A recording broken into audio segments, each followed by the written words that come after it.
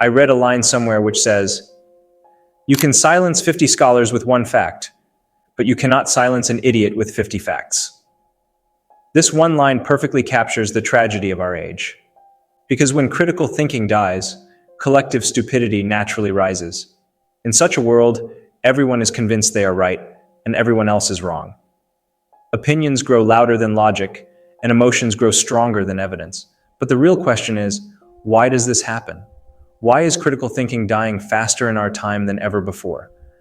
That is exactly what I will explore in this video. But before we can understand why it is fading away, we need to step back for a moment. We need to ask, when did critical thinking first emerge in human history? What does it actually mean to think critically? After all, you might be thinking a lot, but are you truly thinking critically? So, let's get into it.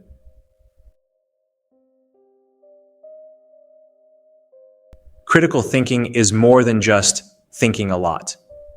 It is the disciplined habit of questioning assumptions, seeking evidence, and applying reason before accepting any belief. In simple words, it is the art of not being fooled by others or by your own mind. Its roots stretch back over 2,500 years to ancient Greece. The philosopher Socrates pioneered a method of probing dialogue now known as the Socratic method. By asking sharp, uncomfortable questions, he exposed contradictions and weak foundations in what people thought they knew. He reminded us of a timeless truth. The only thing I know is that I know nothing. This humility, admitting ignorance before chasing clarity, is the very foundation of critical thought. But Socrates paid the ultimate price for his relentless questioning. In 399 BCE, he was accused of corrupting the youth and disrespecting the gods. His insistence on independent thinking threatened the comfort of society, and he was sentenced to death. From there, thinkers like Plato and Aristotle carried forward the torch of reason, building the framework of logic, inquiry, and skepticism. Centuries later, during the Enlightenment, philosophers such as Immanuel Kant called on humanity to rise from ignorance with the motto, "Sapere aude," dare to think for yourself. Voltaire and others championed the same spirit, challenging dogma and celebrating reason as the bedrock of progress. Critical thinking became the cornerstone of science, democracy, and innovation. It was long considered the mark of an educated mind, the ability to examine claims, weigh evidence, and cut through illusions. Of course, critics also emerged. Friedrich Nietzsche once accused Socrates of overvaluing reason, warning that an obsession with questioning could drain life of its richness. Yet despite these critiques, the legacy of critical thinking has endured. It remains the freedom to ask why, to go beyond the surface of appearances, and to search for clarity in a world clouded with noise. But today, we are witnessing its decline more than ever, and why this is happening is what I am going to discuss now.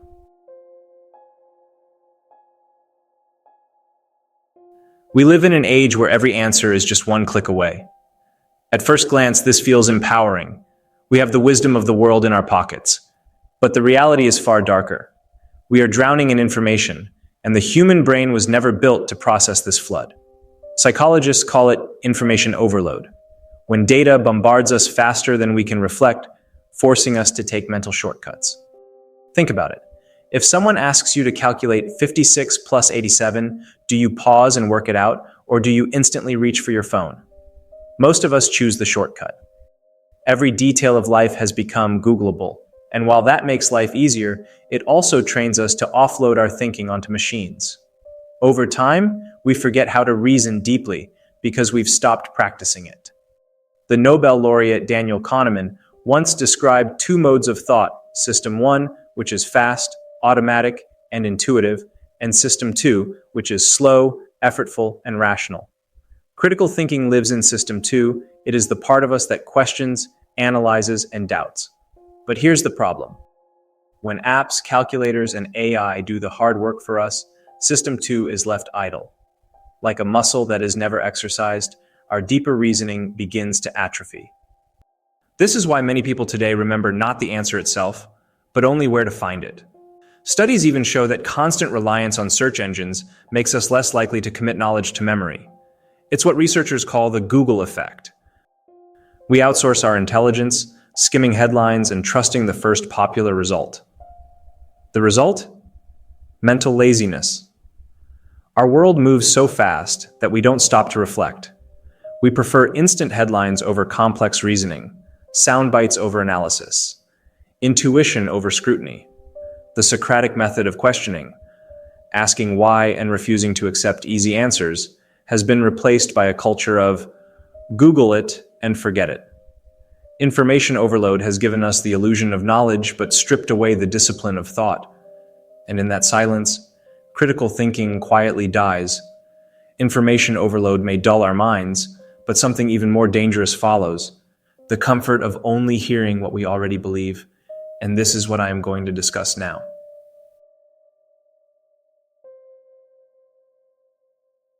If information overload weakens our ability to think, echo chambers destroy our willingness to think.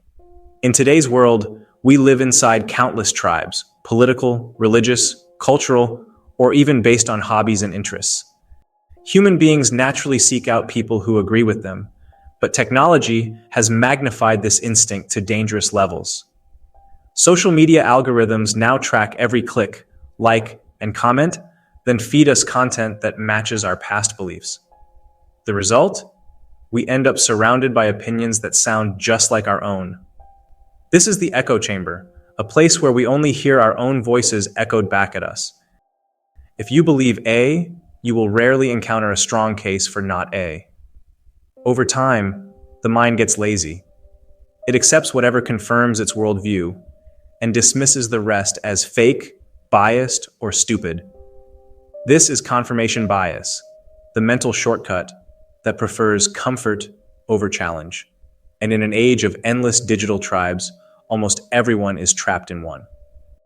What's worse, echo chambers are not just found in conspiracy groups or fanatical cults. Even skeptics, atheists, and self-proclaimed rationalists can form closed circles where their assumptions are never questioned. When the group's opinion feels safe, our deeper reasoning, our system too, goes silent. Instead of questioning, we conform. The effect is groupthink. Each tribe convinces itself that we alone have the truth, while outsiders are branded as blind, foolish, or even evil. Echo chambers breed blind spots. People stop asking, "Why do I believe this?" and instead say, "This is just what we believe." Honest questions start to feel like betrayal. The result is a society where dogma replaces dialogue and loyalty to the tribe matters more than loyalty to truth. This is the exact opposite of the Socratic spirit, the courage to seek truth over comfort, even when it hurts. If information overload weakens the mind and echo chambers trap it, then sensationalism manipulates it. Modern media, whether it's news outlets, social feeds, or influencers, has mastered the art of drama. They know one thing very well: outrage sells. Attention is currency, and nothing grabs attention faster than exaggeration. Headlines are designed not to inform, but to provoke. Stories are often framed in the most shocking way possible. "You won't believe this," or "The world is ending if you don't act now." Even educators and honest creators feel pressured to exaggerate, because without drama, no one clicks. In fact, I admit that I sometimes use extreme titles like "The Only Way to Feel Peace" just to draw people in. It's an irony of our time. You must play the game of exaggeration or your message gets lost. But this is for a good cause to make you watch videos like this. But in other cases, the problem is this constant hype numbs us. When everything is advertised as a crisis, nothing feels trustworthy anymore. People lose patience for nuance, and their emotions take over where logic should be. Critical thinking struggles in an environment where every headline screams emergency, every post demands instant reaction, and every issue is dressed as a life or death battle. This is not new. Journalism has long followed the rule: if it bleeds, it leads. But today's 24/7 news cycle, fueled by algorithms and profit-driven clicks, pushes sensationalism to an extreme. Breaking news banners, exaggerated statistics, and fear-loaded phrases like record lows or worst ever are used constantly, even when the situation requires calm analysis. The result? A population that is always anxious, always distracted, and rarely thoughtful. We click, we share, we panic, but we don't pause to think. In a world where everything is hyped to the third degree, rational discourse becomes almost impossible. Sensationalism creates a rumor mill of outrage where slow and careful thought feels out of place. Instead of Socratic questioning, we are left with knee-jerk reactions. And once again, collective stupidity grows stronger. But the real question is, how can we stop this? And this is what I am going to discuss now.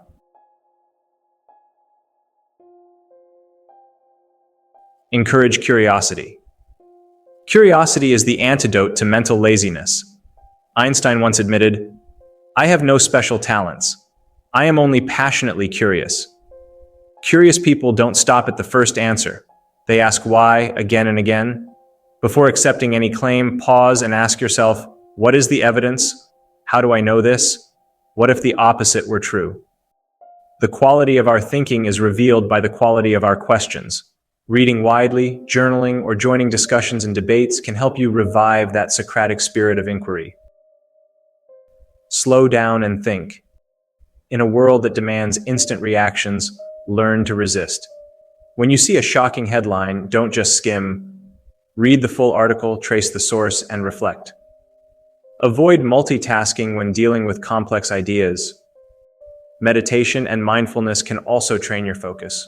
Remember, Daniel Kahneman's insight, our System 2 thinking, the slow, effortful kind, is where real analysis lives.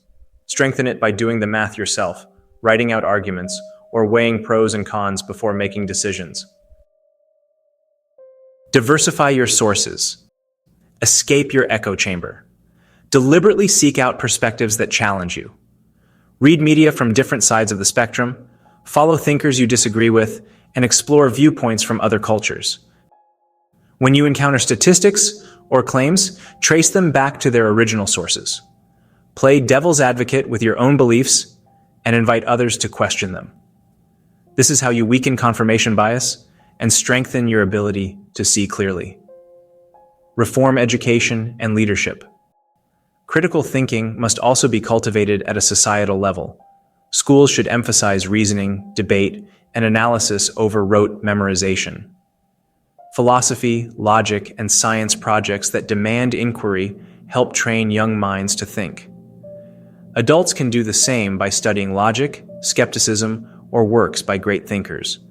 Leaders, too, must model critical thought, showing not just conclusions, but the reasoning behind them. When public figures admit uncertainty and demonstrate honest inquiry, they set a cultural example that questioning is strength, not weakness. Every day, pick one assumption and flip it. Ask, what if this is wrong? What if the opposite were true? This simple exercise forces your mind into deeper reasoning. Another practice is teach back. Try to explain a complex idea to someone else. If you stumble, that reveals the gaps in your own understanding. Skepticism here is not cynicism. It's the courage to refine your knowledge by testing it. In the end, rekindling critical thinking means refusing to live on autopilot. It's choosing to question instead of blindly accepting, to reflect instead of react. As Socrates reminded us more than 2,000 years ago, the unexamined life is not worth living.